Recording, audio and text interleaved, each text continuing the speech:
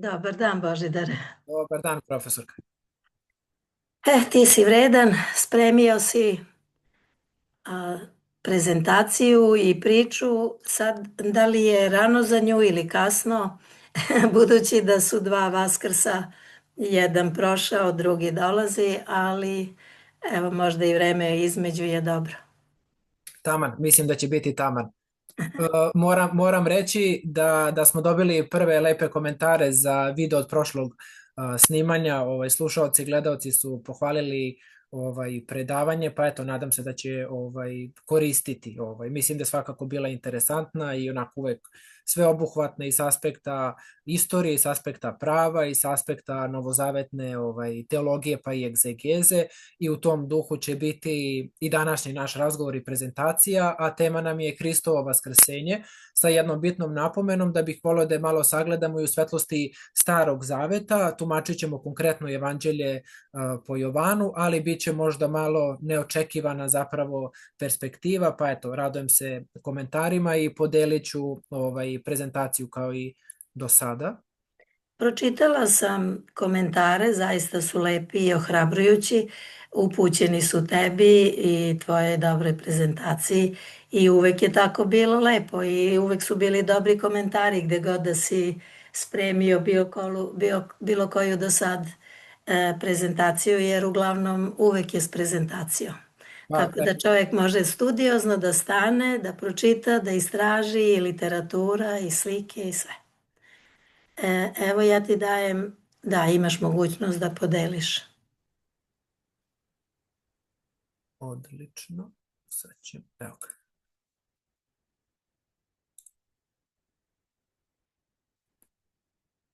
Pa mi vi recite samo da li se vidi. Vidi se, vidi, odlično. Odlično.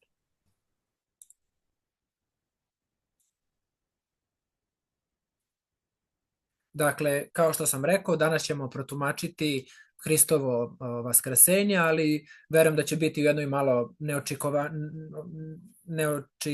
neočekivanijoj perspektivi. Ovo sam ovako prvi slajd namerno naslovio, to je indikacije mere opreza i neželjene reakcije na lek. Šta to zapravo znači? Volio bih da razumemo da svako ograničavanje na tesnu omču racionalnog odgovora čini nas zapravo većim robovima naše drame stradanja. Dakle, želeo bih da temi Hristovog vaskrsenja ne pristupimo čisto racionalno, iako će biti naravno potkrepljeno i samim racionalnim argumentima, a vidjet ćemo, naći ćemo se i u poziciji jedne junakinje iz današnjeg tumačenja, pa da vidimo gde nas racionalnost zapravo može odvesti.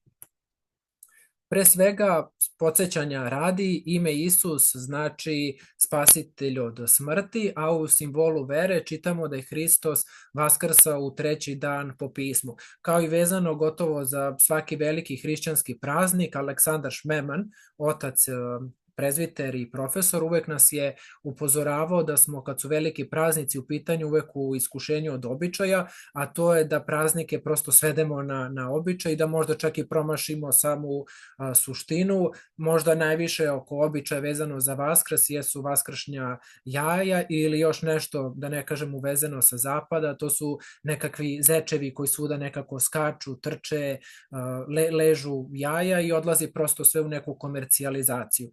Ukoliko malo uozbiljimo temu i konkretizujemo i osvrnemo se na novozavetnu literaturu, kod svetog apostola Pavla pronalazimo jednu jako ozbiljnu tvrdnju, a to je da ako Hristos nije ustao, onda je uzalud i naša vera.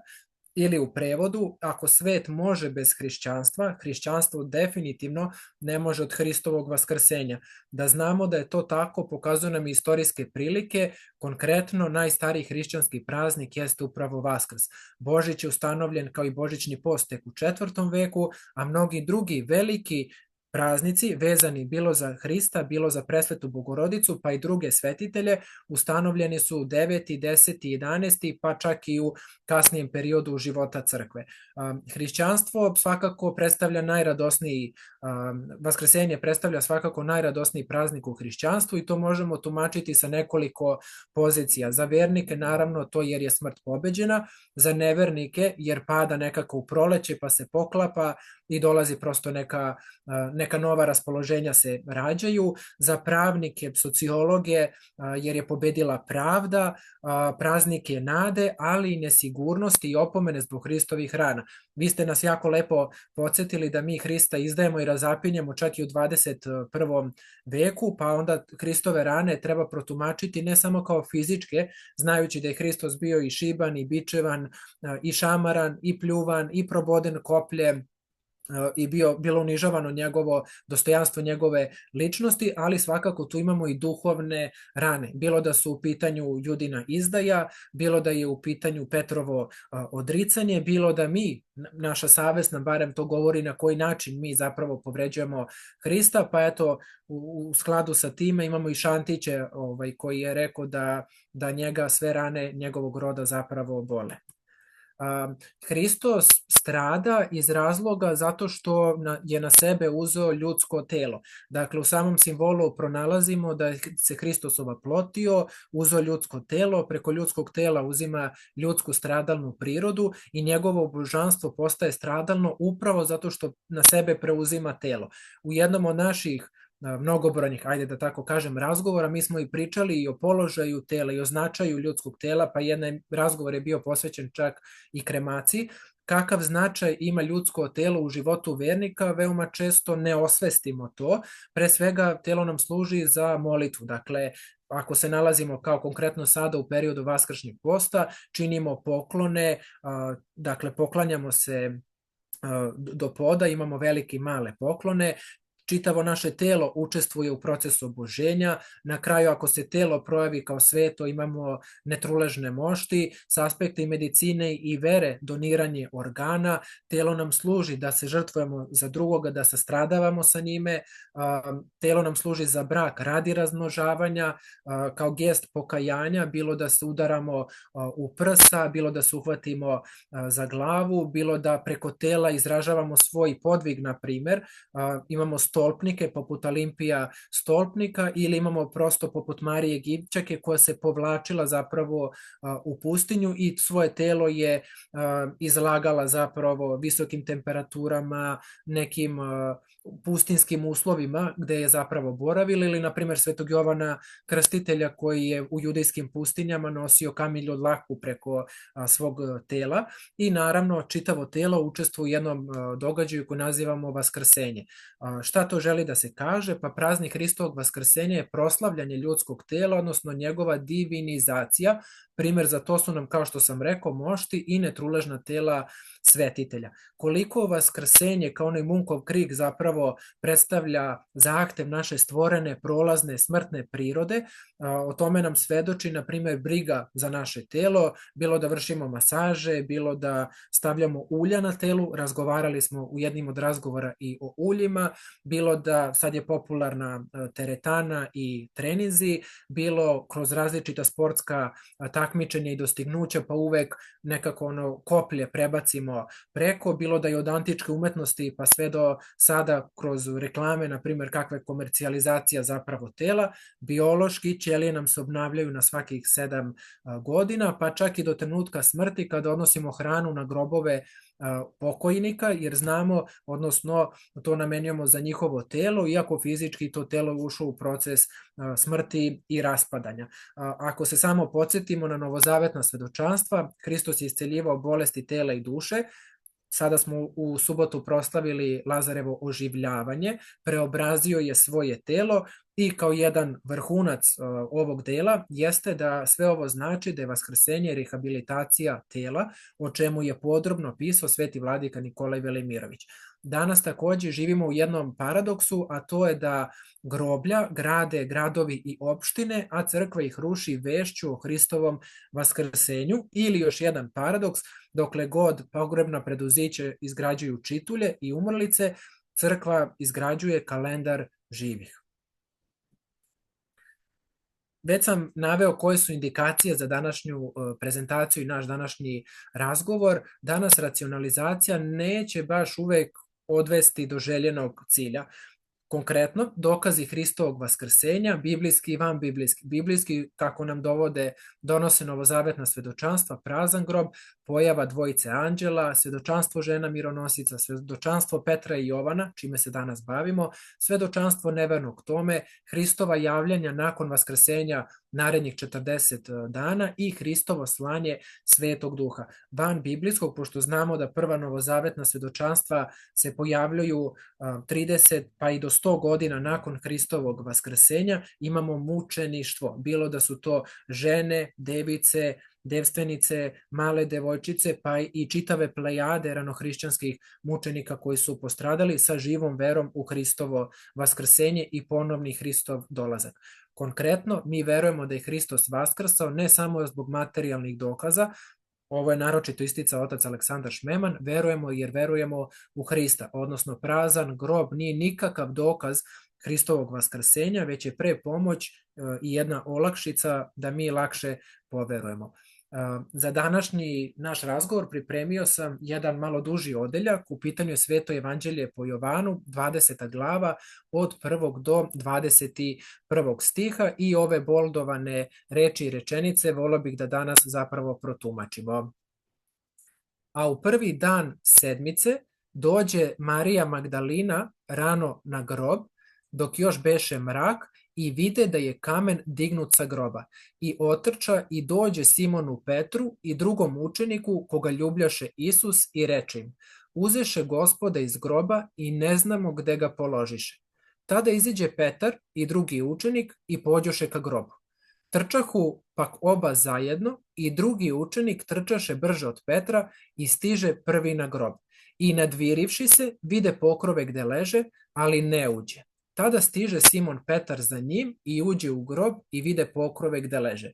I ubrus koji beše na glavi njegovoj da leži s pokrovima, nego posebno savijen na jedno mesto.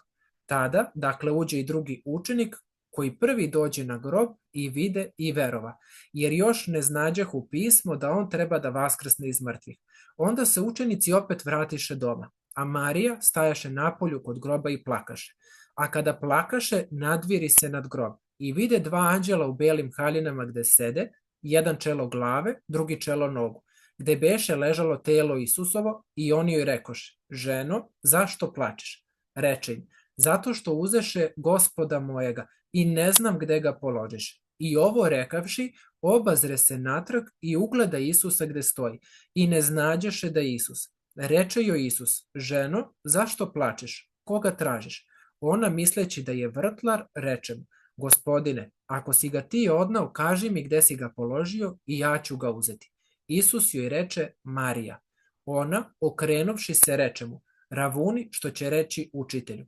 Reče joj Isus: ne dohvataj me se, jer još nisam uzišao ocu svojemu, nego idi braći mojoj i kaži im: uzlazim ocu mojemu i ocu vašemu i Bogu mojemu i Bogu vašemu.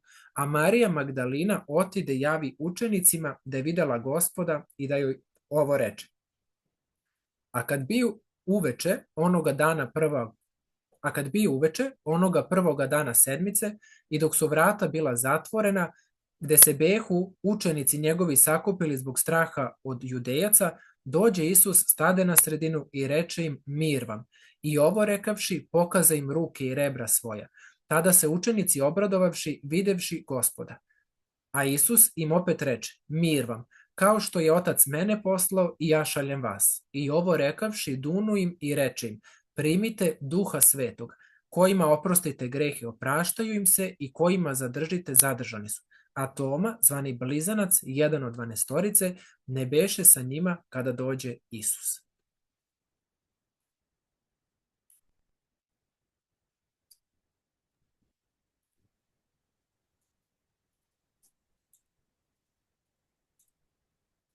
Prvi dan sedmice. Marija Magdalena odlazi rano ujutru, prvi dan sedmice, na Isusov grob.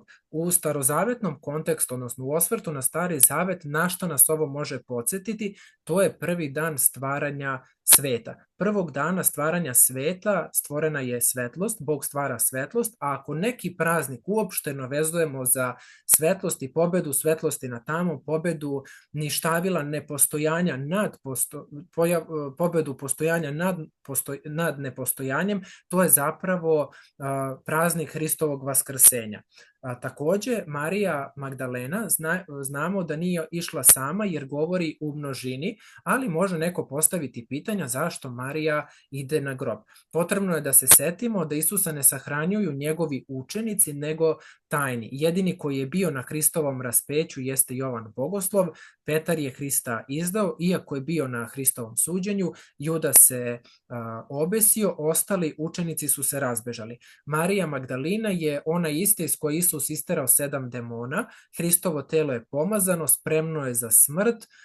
Zašto Marija ide? Ide da plače. Kao što znamo, u tadašnje vreme kao i danas postoje žene, uloga žena bila je zapravo da oplakuju pokojnika i njegovo telo da preuzmu brigu, a muškarci su ti koji su uzimali brigu oko samog procesa sahranjivanja, pa čak i u nekim možda tradicionalnim sredinama imamo običaj žena da plaćeno zapravo oplakuju pokojnika.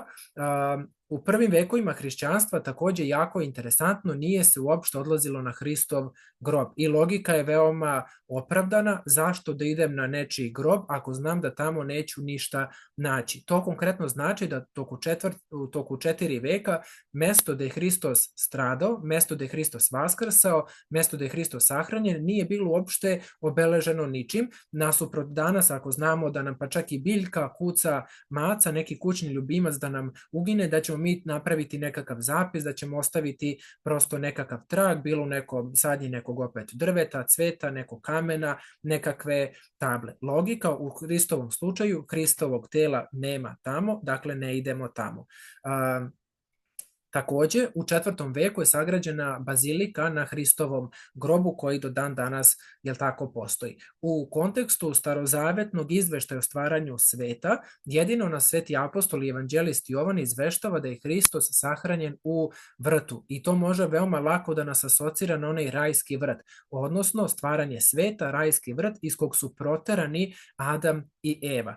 Beše mrak, iako možemo tumačiti naravno kao jedan dan da Marija odlazi veoma rano, još zora nije svanula, bilo je mračno, ali zapravo i nije jasno moglo uopšte da vidi, ona razume da se nešto desilo. Ovde konkretno može biti mrak da se tumači kao simbol njenog neznanja, jer smo videli da i ona isprava nije uopšte mogla da razume šta se desilo, gde je telo, niti iz prve uspela da Hrista prepozna, pa bih naše gledaoce i slušaoce uputio da pročitaju i mit o Platonovoj pećini i da povežu motiv znanja, neznanja i čitavog mita o Platonovoj pećini. Marijina reakcija kada je došla bilo je uzeše Gospoda i ne znamo gde je sada. Ovo ne znamo, dakle u množini nam saopštava da nije bila sama, ali prvo na šta čitaoc može da pomisli jeste da ona pomišlja zapravo na krađu. Postavlja se pitanje, ako je Marija bila Hristova učenica, ako je Hristos iscelio, isterao iz nje demone, bila je pod krstom, zašto ne pomišlja lako da je zapravo on i vaskrsao? Postoji jedna interesantnost, ja sam sa učenicima danas, konkretno sa trećacima, obrađivao ovu temu i stavili smo se malo u poziciju, a to je da nekada krađa ili takakve intrigantne, da tako kažem, radnje probude zapravo znatiželju kod samih slušalaca, čitalaca i tako dalje.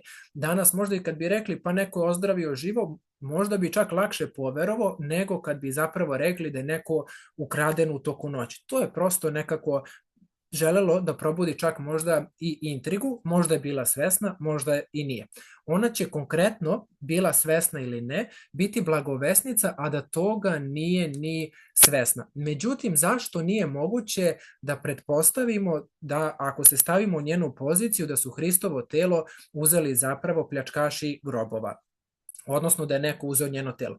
Pre svega, najčešće nakon sahrane kada se ide, jeste veoma često svakodnevno odlazimo na grobno mesto. Šta to znači? Tada je veoma velika koncentracija i frekvencija ljudi. Mnogo bi bilo bolje, iako telo možda ne bi bilo više anatomski, biološki, celovito i fiziološki naravno, da uzmemo posle nekoliko meseci, da ne kažem godina. Ali u prvim danima bilo čijeg sahranjivanja, uglavnom takva mesta kao što su groblja budu veoma posećena, frekventna briga, pažnja, uređenje i prosto jedno opet prisećanje nekakvih emocija, života kako je ranije funkcionisalo. Druga stvar koja može da se pojavi kada su ukrali Hristovo telo, ostali su posmrtni zavoj. I onda smo danas dali konkretno na času primer, ako bi neko ukrao čokoladicu iz nekog marketa, ne bi verovatno otvorio celofan, pa uzeo čokoladicu, pa stavio čokoladicu u džep, a foliju i celofan ostavio. U tome više govori u prilogu da su pokrovi koji su skinuti sa Hristovog tela, koje je skinuo, da su zapravo bili uredno složeni. Jedan deo je stajao gde je Hristova glava, drugi deo je stajao gde su Hristove noge. Dakle, jedva je i da je mogla da pomisli da su zapravo pljačkaši. U odnosu na starozavetni kontekst možemo propratiti jednu interesantnost, a to je da je prva vest od žene zapravo bila o smrtnosti prvih ljudi Adama i Eve o raju, a ovde bila ili ne bila svesna, Marija je zapravo prva blagovesnica koja će javiti vest o životu. U stanju je Marija ipak plača i očaja i kao što sam rekao, množina nam otkriva da ona nije bila sama. Zašto je Marija imala potrebu da se vrati kod ostalih učenika i da saopšti njen doživljaj? Kao što znamo, u antička vremena glas žene nije bio smatran verodostojnim. Dakle, i da je bilo 100 žena da su videle isto što je videla i Marija, nažalost, glas žena ne bi bio uopšte uziman u obzir. Zato odlazi, javlja muškarcima i oni, bilo da su povedeni intrigom da je telo neko ukrao ili kako god, oni odlaze zapravo na grob. U pitanju su Petar i Jovan i oni su odlučili sami da istraže celokupnu situaciju.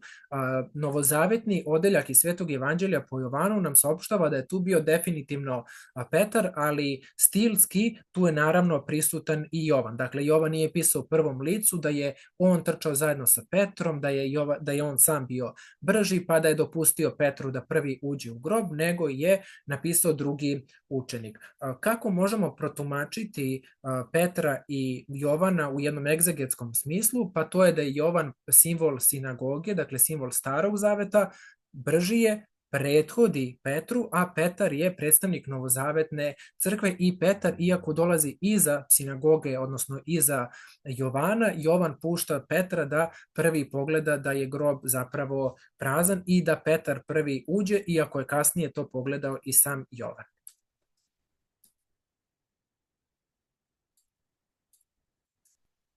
Eugen Bernard, jer možda je jedan od najpoznatijih slikara koji predstavlja zapravo apostola Petra i apostola Jovana u ovom smislu kada trče na grob. Jako lepa slika, puna simbolike, ali eto, tumačenje slike ostavljam za drugi put, ukazujem samo na umetnika.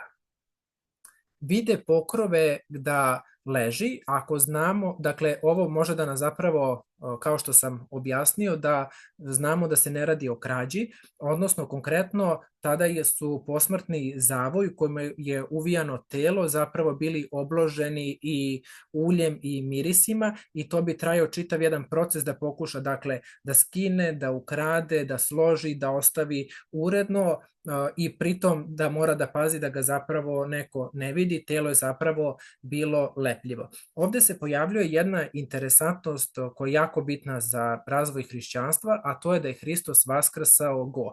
Kao što znamo, i u slučaju Hrista, i u slučaju nas, i u slučaju prvih ljudi, rođeni smo goli, u prvim vekovima hrišćanstva krštavani goli, Hristos je vaskrsao go, sahrane, takođe u vreme Jovana Zlatoustog sahranjivali su se ljudi goli. I onda je sveti Jovan Zlatousti kritikovao svoje parohijane, svoje vernike, da izrazito mnogo novca troše na oblačenja pokojnika, isto što važi i danas kako sahranjujemo ljude, pa to odlazi u nekakve krajnosti, da ne kažem čak da se danas i ne isplati da neko ne samo da se rodi, nego i da umre, koliko odlazimo zapravo ponekad u krajnosti što se tiče sahranjivanja. Takođe, postoji jedan pedagoški lep razlog, ako je Hristos nešto zaboravio, kao što je garderoba, odnosno ti posmrtni zavoji, to znači da on treba zapravo i da se vrati. Kao što sam rekao, ti posmrtni zavoji bili su savijeni na jednom mestu, odnosno u tumačenju Hristos pokazuje smrti gde treba da bude, a to je skinuto sa čoveka u tami, daleko od njega, ili kao kad fudbaler pobedi na nekoj utakmici, on uzme patike i okači zapravo o klin. I zaista ako obratimo pažnju na scenu žena mironosica na Hristovom grobu, primetit ćemo belog anđela kako sedi, a na rešetkama od groba su zapravo zakačeni, prikačeni posmrtni zavoji. Marija iz čežnje za telom, iako isprva kad je došla na grob videla je samo da je kamen pomeren, nije ušla u grob. Ovde možemo pročitati pesmu nad pesmama, 3. glava od 1. do 4. stiha. Ja bih nekad volao i da napravimo jednu sistematizaciju pesme nad pesmama, iako je i profesor Eliezer i postoje naši teolozi koji su obrađivali ovu temu, ali možda na jedan još sistematični način, naročito što se tiče prevoda.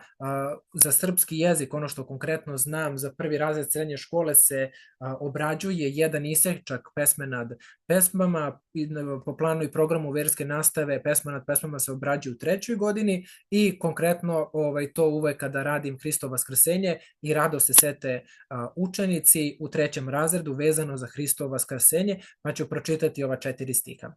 Na postelji svojoj noću tražih onoga koga ljubi duša moja. Traži ga, ali ga ne nađu. Sada ću ustati, pa idem po gradu, po trgovima i po ulicama, tražit ću onoga koga ljubi duša moja. Traži ga, ali ga ne nađu. Nađuše me stražari koji obilaze po gradu. Videste li onoga koga ljubi duša moja? Malo ih zamenuh i nađoh onoga koga ljubi duša moja i uhvati ga i neću ga pustiti dokle ga ne dovedem u kuću matere svoje i u ložnicu roditeljke svoje. Dakle, noć tražim, ne pronalazim, srećem stražare, pitam gde je, na kraju ga pronalazim i želim da ga zadržim. Eto, ja sam naveo konkretno u ovom slučaju 7 motiva koje veoma lako možemo da uočimo i u pesmi nad pesmama i u slučaju Marije Magdalene koja zapravo dolazi na Hristov grob. 2 anđela se u grobu pojavljuju, pre svega ponovo ako se setimo Starog zaveta i stvaranja sveta, pre stvaranja vidljivog sveta pojavljuju se anđeli. O funkciji anđela, dakle, pronalazimo ih u rajskom vrtu, pronalazimo životno važnim vestima kada Avram treba da žrtvuje sina Isaka, neko koga sprečava u tome jeste anđel koji prenosi životno važnu vest za Isaka, a to je da će biti oslobođen, da će preživeti tu žrtvu.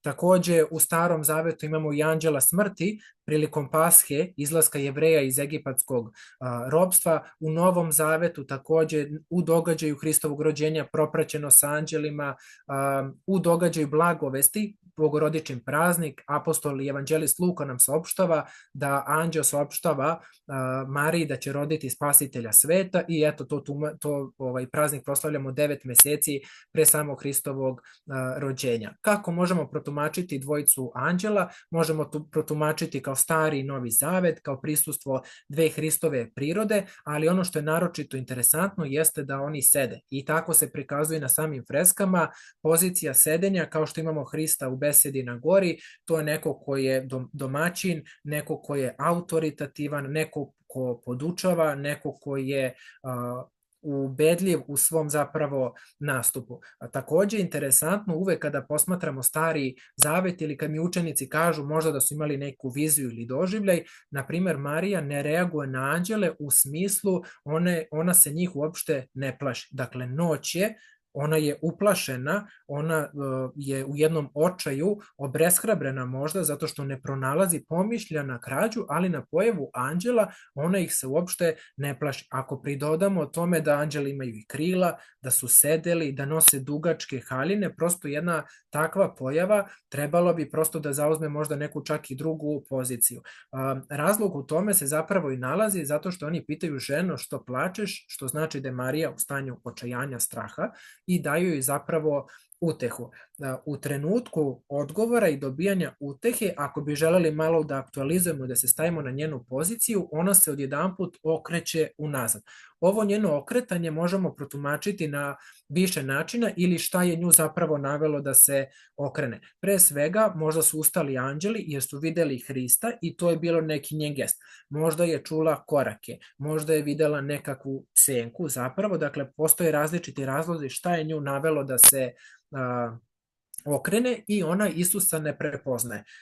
Ono što sam malo pre rekao, Isus vaskrsava go. Ako protumačimo i prihvatimo tu činjenicu, vidi rane od stradanja, on je iscelio, bila je pod krstu, prepoznaje njegovu siluetu, prepoznaje njegovu figuru, ali u ovom trenutku racionalno ona njega ne prepoznaje. Da li zato što je možda bio daleko, ako ćemo da racionalizujemo priču, ili zato što je bio mrak, bez da uzmemo ponovo onaj motiv da mrak može podrazumevati i nekakvo neznanje. On se njoj obraća sa pitanjem ženo, što plačeš, i po drugi put čujemo ovo pitanje identično koje su postavili i anđeli. Marina prva reakcija, ako se dakle setimo da je Isus sahranjen u vrtu, jeste: Gospodine, ako si ga ti odneo, ja ću ga uzeti. I tu se prokazuje jedna njena hrabrost. Dakle, u stanju je očaja, u stanju je plača, ali ima dovoljno snage da preuzme brigu oko njenog tela. Ona konkretno misli u ovom slučaju da je baštovan, dakle ako mislimo da je Hristos sahranjen u vrtu.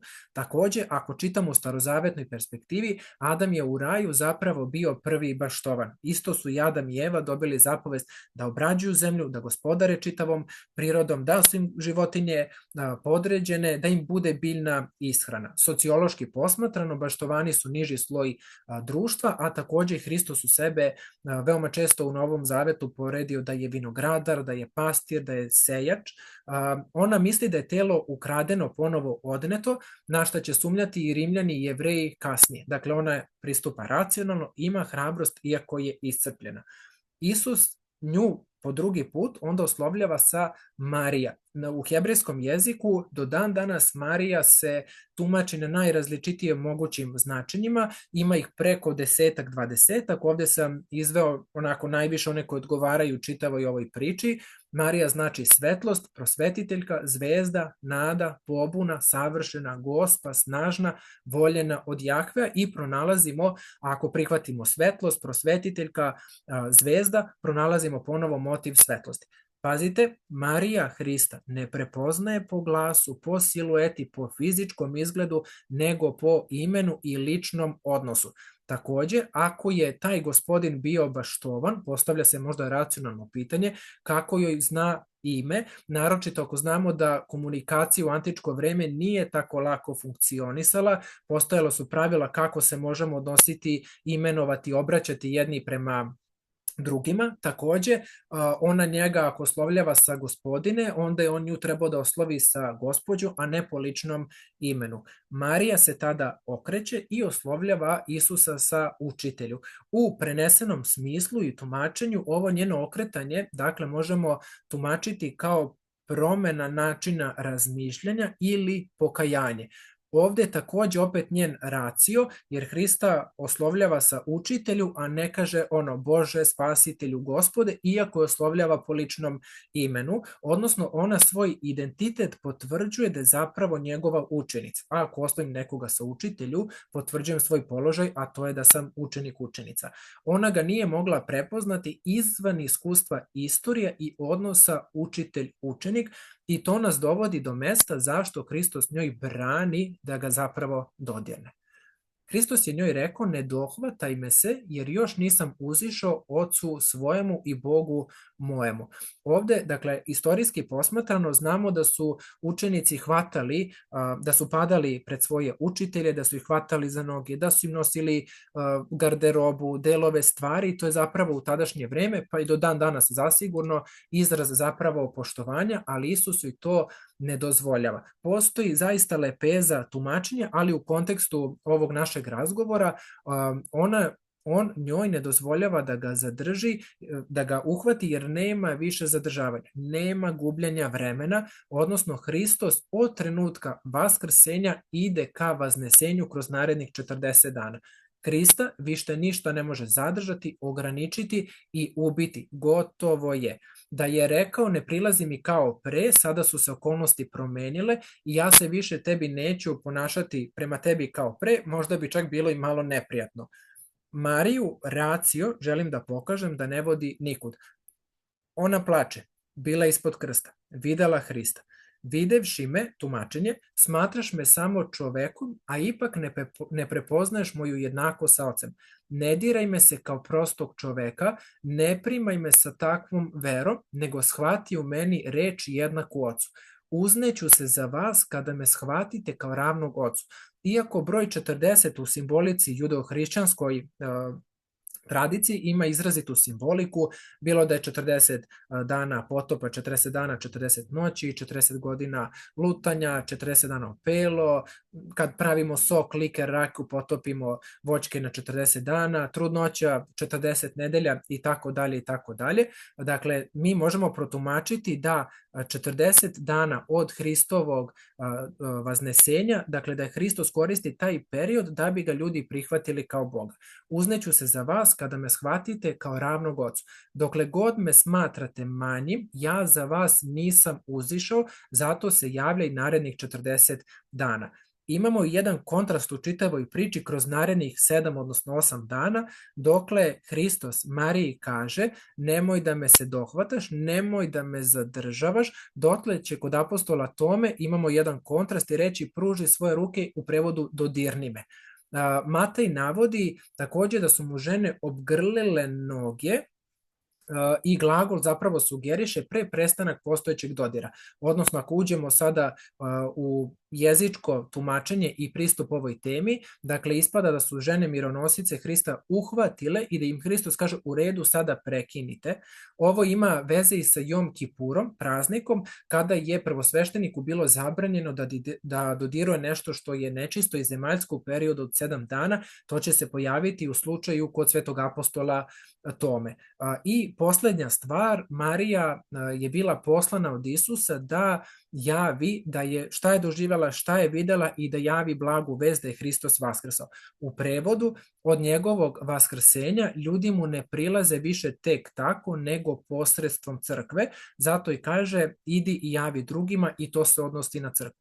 U prevodu, dokle su ljudi za vreme trogodišnje Hristove spasonosne misije pristupali individualno iz različitih načina, čak i do toga da su ljudi razapeli i doneli presudu Hristu od trenutka njegovog vaznesenja, što je naročito potvrđeno slanjem Svetog Duha, formira se zajednica i Hristos kaže, što smo čitali, da kako je njega poslao Otac, tako on sada šalje njih, odnosno to se odnosi na čitavu zapravo crkvu. Eto. Gotovo. Jeste, ja mislim da nema više i tako je, nema više. Dobro. Hoćeš da prodiskutujemo malo? Vrlo rado. Dobro, ti si tu puno tema pokrenuo, od starozavetnih do samog događaja i toga kako se tumači značenje imena. I sada bi mogli da vidimo, evo, šta bi pitali tebe učenici, da li te pitaju ikad tako kad ti održiš prezentaciju i čas, šta te pitaju u vezi Hristovog vaskrsenja? Ja sam danas tek krenuo sa trećacima, da budem iskren, ne mogu se setiti baš iz prošlih godina. Bilo je, pomenuo sam na prošlonedeljnom razgovoru vezano za Hristovo suđenje i čitav proces kako je trajao. U jednoj na jednom nižem nivou sam danas radio i sa prvacima, pa smo pričali o Judinoj izdaji i motivu i ono što smo razgovarali prošle nedelje. Danas, da budem iskren, nije bilo pitanja. Veoma volim bibliodramu. Uzeo sam, nažalost danas nam štampač nije radio u školi, odnosno fotokopir, podelio sam uloge i to rado uradim kada su u pitanju starozavetne, novozavetne određene priče, napravimo formu bibliodrame ili radionice i podelimo uloge, odnosno uzmemo naratora, konkretno danas je trebao da bude narator, trebali su da budu anđeli, trebala je da bude Marija i trebao je da bude Isus. Dakle, 4 lika i Petar i Jovan, iako ne govore, samo bi tu stajali, statirali zapravo i potrčali. Kažem, nije nam radio danas fotokopir, pa nismo mogli, ali do petka i kad budem opet imao trećake, mislim da će proraditi i da ćemo podeliti uloge, jer mi je cilj više da oni to dožive i iznutra, nego da ostane na nekom teorijskom zapravo nivou, ali sam veoma zadovoljan jer mi radimo u drugom razredu, radimo starozavetne priče, ja kažem kao tortu, kada filujemo na gradivo onako polako naleže i zaista vaskrsavaju uz malo prisećanja. Danas smo sa drugacima gledali inserte o Hristovom stradanju sreda, četvrtak i petak i kad su hapsili Hrista i pita ih Isus koga tražite, Isusa Nazarećanina, i onda Isus odgovara ja sam, i onda pitam učenike kada smo pominjali, a relativno je skoro, ove dve reči, čitav čas smo se bavili samo sa te dve reči ja sam, i mogu da priznam zaista sete se pa Mojsije pa Kupina ja sam, i onda povežemo se na Evanđelje po Jovanu, veoma često te izraze ja sam svetlo svetu, ja sam put istina život, ja sam hleb sa neba. Kad smo pominjali hleb sa neba pa Mojsije pa mana, onako, kao kažem, u formi jednog časa, jednom nedeljno, sa fondom od 30-35 susreta godišnje, uz malo pažnje. Naravno, to je, iza ovoga stoji rad, prezentovanje, pristup, naleže polako gradivo, ali očekujemo do kraja nedelje i sledeće, zbog uskršnjeg raspusta, očekujem naravno pitanja da se pojave. Samo ću morati da vas to. Da li samo 3. razred radi Hristovo vaskrsenje ili u svim razredima se radi Hristovo Po vaskrsenje? planu i programu je 3. razred, ali naravno ja to, kao kažem, podelim na 1., 2., 3. i 4. razred, odnosno bitno mi je konkretno za prvake da objasnimo tu strasnu sedmicu, nedelju, i da objasnimo to, evo konkretno otkrićujem, zašto farbamo jaja. Pod A, ne znam, pod B, valja se, pod V, tako rade svi, pa radim i ja. I sad ja pustim decu i rekao, šta biste vi zaokružili? Ja rekao, imate i onu opciju pod G. Ja najviše bih volao da čujem to pod G.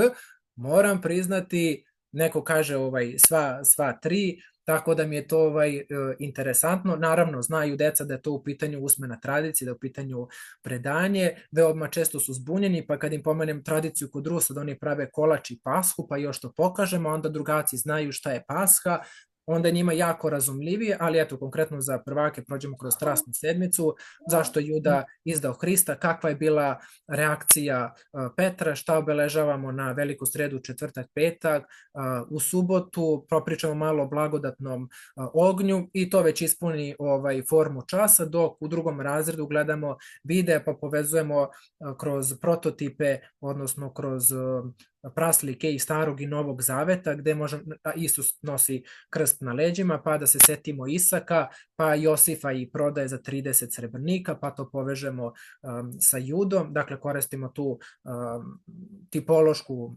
egzegezu, ali za 3. razred sigurno mesec dana, dakle posvetimo možda i najuzbiljnije gradivo verske za 3. razred posvetimo od Božića od rođenja, preobraženja, ikona, vaznesenja, vaskrsenja, s tim da ona prezentacija što smo razgovarali o suđenju Hristovom, to ne postoji, ali ne mogu da ih ne uvedem kroz taj način. Lazarevo oživljavanje, na primer, postoji, ali to onako, kao kažem, prođemo sa više aspekta kao jedan zapravo veliki uvod, i danas sam i konkretno rekao, danas nam je najvažniji čas u čitavom 3. razredu zbog značaja samog vaskrsenja, pa opet da svo gradivo nalegne i da ga zapravo primeni. Da, ovde si na početku naglasio odnos prema telu i evo to je, pošto je to medicinska škola gde ti radiš, možda zato i više daješ naglasak. A tu imamo kako je Hristos lečio bolesne. Dakle, jedno bolesno telo, nepokretne ruke, noge, sve vrste bolesnika je isceljivao tokom svojih 3,5 godine rada. I onda imamo i vaskrsenje, to jest oživljavanje, kako si ti ispravno kazao, ili vraćanje u život. To nije pravo vaskrsenje kao Hristovo vaskrsenje u drugom telu, to jest u telu koje je donekle, vidiš, malo drugačije, prvo zato što ga nisu prepoznali, drugo što je ulazio kroz zatvorena vrata, što učenicima, što je menjao svoj nekako oblik da ga oni nisu videli i to što je svetlost, kao da je neka svetlost prekrivala, jer evo ti si tu isto naglasio svetlost, što znači da ljudsko telo posle vaskrsenja biće telo, ali kako bih rekla, besmrtno telo. Drugačiji kvalitet, Drugačiji definitivno. kvalitet. Ti si spomenuo tu tih 7 godina obnove kako se naše telo već sada drugom materijom, zavisno od toga šta jedemo, ono tako se izgrađuje. Ali Hristovo telo posle vaskrsenja jeste sada eto ovako jedna zanimljiva tema za razumevanje, jer evo spominješ Tomu kako on dodiruje telo, a Mariji kaže nemoj još. Znači, a kada je Toma bio, možda je već to nemoj još prošlo i trebalo je jedno iskustvo da se da. Znači, rane su ostale, što znači ipak je isto telo, ali ne apsolutno isto, jer ali vidiš, nisu ostali, nije to da je duša, jer nisu ostali delovi njegov tela ili njegovo telo, nego je ostala haljina kojom je bio umotan. Što, kažemo, sada pitanje materije i kako će to biti, da li će to biti isto sa ljudima kada bude vaskrsenje, ono kako apostol opisuje vaskrsenje mrtvih u jedan dan, u trenjuću oka, kako će se to dogoditi, kako će se grobovi otvoriti, znači ipak na istom mestu, a o tome smo mi pričali i o kremaciji, da to zapravo nije hrišćanski običaj i da hrišćani u kakvom god stanju da umru nemaju pravo da to telo spaljuju i kako smo to pričali u prethodnim emisijama, kako vladika Nikolaj kaže da je to nasilje nad telom. Dakle, telo ima svoju funkciju, spomenuo si i mošti, svetitelja, dakle to ima neki značaj u hrišćanstvu i u Bibliji imamo čak i u Starom Zavetu kako su kosti doprinele da čovek oživi, kosti proroka. Tako je. Sve to lepo i mene jako interesuje kako učenici, osim običaja i toga što jeste, veruju u vaskrsenje, vlastito vaskrsenje. Jedno je vaskrsenje Hristovo, a onda imamo drugu lekciju, vaskrsenje čoveka kao bića prilikom kad? Hristovog dolaska, možda je to drugi Hristov dolazak. Ja vam mogu reći da je jedan moj učenik u nedelju vaskrsao, odnosno da je bilo krštenje. U crkvi Svetog Marka bilo je saborno krštenje učenika i na radost čitave zajednice i porodica. Imali smo, to je dakle praksa veroučitelja, da jednom u godini, 2 puta u godini, kako prilike i potražnja, da ne kažem, dozvoli bude saborno krštenje i najdirljiviji, najlepši trenutak je ako veroučitelji jave i kažu deci da postoji mogućnost, dakle nema presije niti čega, to je samo jedna jedinstvena prilika, jer najčešće i učenici, a danas su mi 2 trećakinje konkretno prišle i pitale da li mogu da se krste da nije parohijska crkva i da li moraju kumovi da su punoletni, dakle ne moraju, bitno da nije u pitanju rodbina. I druga je situacija bila, objasnio sam više praktične stvari zašto je bolje parohijska, odnosno ako sveštenik dolazi, ako seku kolač, ako se roditelji pričešćuju, a vi još niste iz nekih razloga da kršteni ipak je lakše da bude prosto parohija nego da bude neka druga crkva, pa smo rekli ako uputi na parohiju da ispoštuju, ako dozvole neka se krste gde su izrazili želju i onda su učenici preneli roditeljima da žele da se krste, onda se ispostavilo i da roditelji nisu i onda uvek jako dirljiva i lepa situacija kada dođe čitava porodica, dakle roditelji, pa dođu i deca, ali ne samo ti učenici, nego ako se majka relativno skoro porodila i dete ima 2, 3, 4, 5 meseci i njega. I onda, kako da kažem, to onako bude, nije školski, nema veze u tom smislu sa školom, ali nije nikakav problem, naravno, krstiće se čitava porodica i među njima je bio jedan moj učenik i zaista trud, revnost, zaista, eto, podelit ću sa vama privatno fotografije uz njegovu saglasnost sa krštenja, ta ozarenost, taj fokus od učenika, on je bio najstariji jer je u pitanju srednjoškolac, ali zaista odgovorno tvrdim, na kvalitetu njegovog života, to će toliko, naravno spasenju, to će toliko doprineti, jer je to želeo, prati, sluša, danas imali i jednu praksu, pa ceo dan ne dolaze u školi, nego su na praksi i on je, čuli smo se porukama, on kaže, baš mi žao što je palo tu ponedeljak, mi imamo čas ponedeljkom, pa dok mu se slegnu utisci, pa kaže, majka cijelu noć ona nije spavala, dakle, prosto eto, kao kaže mi, koliko na neki individualni, a nikad to nije individualni događaj, koliko utiče zapravo na čitavu porodicu i onda i parohijani, odnosno juče na liturgiji koji dolaze redovno i oni su ostali, dakle, da proprate čitav čin krštenja i to pokazuje zapravo kad se neko i krštava da postaje član čitave zajednice, da nije tek tako nekakav individualni doživljaj. Naravno, mi smo juče proslavili Cveti, rimokatolici su proslavili Vaskrs, ali evo, postiće učenik ovu nedelju, pa će se i za Vaskrs pričestiti i eto, mogu reći da Vaskrs, eto, utiče na njega u tom smislu, definitivno. Divno, hvala ti što si to podelio, pa zaista vidiš kako je to lepo da na veronauku dolaze i deca čije roditelji nisu vernici i nisu ni kršteni ni on.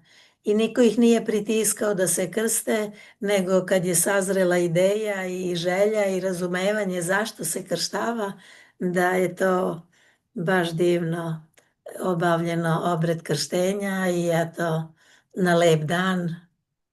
Nije moglo bolje. Čak Nije ja to moglo bolje. u njegovom znanju, to ono što mi, kako kažem, za specifičnosti i našeg predmeta verski, jer nama dolaze i poziciona i opozicija. I zvezdaši i partizanovci, i kršteni i nekršteni, i deca razvedenih, nerazvedenih roditelji, i unutrašnjosti i krug dvojke, kako god to definisali, i hteli to da priznamo ili ne, ali to i utiče na odnos, na kontekst, na teme našeg gradiva, dakle, u odnosu možda na neki drugi predmet, kada je bitno da se pokaže neko drugačije znanje koje ne mora biti nužno životno, jer mi uvek nekako možda i padamo u iskušenje da pred sobom pretpostavljamo učenike koji su verujući, crkveni, aktivni, čitaju Bibliju, poste i ispovedaju se i onda naravno na tim prvim upoznanjima krenemo od nula. Aha, ko je kršten, ko ima brata, ko sestru, ko slavi slavu, ko je odakle, kakva si iskustva vaša u odnosu na, konkretno ja ih pitam, u odnosu za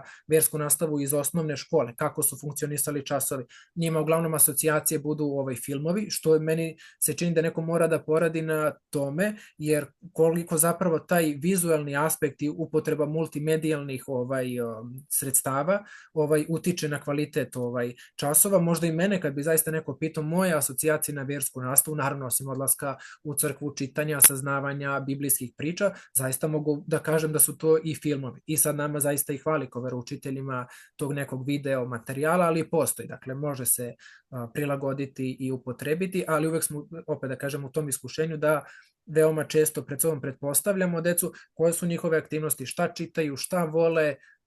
Nekad me iznenade, konkretno za tog učenika nisam ni pretpostavio da nije kršten, jer on znanjem besprekorno. On je meni juče rekao, nastavniče, pa one sve biblijske odeljke, novozavetne, koje su se čitali za krštenje, ja ih znam na pamet. Naprimjer. I onda me to povelo zapravo na tu stranu, dok mi nije se poverio, kaže, nastavniče, ali ja, kaže, kako mi je rekao, želim da idem u obližnju crkvu. Dobro, na kojoj si opštini? Tu. Pa što ne ideš? Kaže, a i ode, znaš šta je liturgija, znaš šta je molitva i služba, kaže, pa nisam kršten. Aha, Dobro, i onda polako smo pitali pa gde je, pa šta, pa kako, ali eto iskreno da podelim, ne bih pretpostavio. Dakle, nekad smo u takvom jednom iskušenju zapravo. Baš ti hvala. Eto, čestitam na duhovnom vodstvu koje je urodilo plodom. Da dete nađe smisao svog života, pronađe svoju veru i da u njoj budu eto svi kao porodica. To je lepo i to je misija. Eto vidiš kako retko kad se govorilo o takvoj vrsti misije verske nastave u školi. Ali eto, lepo je.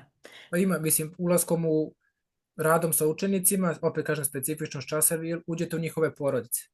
I Mhm, onda sad roditelji poste ili ne poste, kako ja da postim. Pa ja sam u mhm, domu, pa kako opet da postim. To smo malo i pričali, dakle, veoma je onako pipavo i nežno treba pristupati i videti mhm. kontekst gde žive, kako žive i to kako proslavljaju Božić. Neko je kod bake i deke, neko je opet kod roditelja, neko će da ide u inostranstvo, neko ima svoje običaje. Imam učenicu koja je katolkinja, pa je danas eto proslavila Vaskrs i naravno na to sve u odnosu na druge predmete čini mi se treba izraziti imati razumevanja, poklanjati pažnju, uzimati u obzir naravno kad se rade biblijske priče, kad se priča o veri generalno. Da, ona ide kao katolkinja na pravoslavnu versku nastavu. Jest. I Eto, učestvuje aktivno, sve pohvale, neću da, reći koje, ali ide, sluša, prati, čita, sve najregularnije. da, odlično. Fino.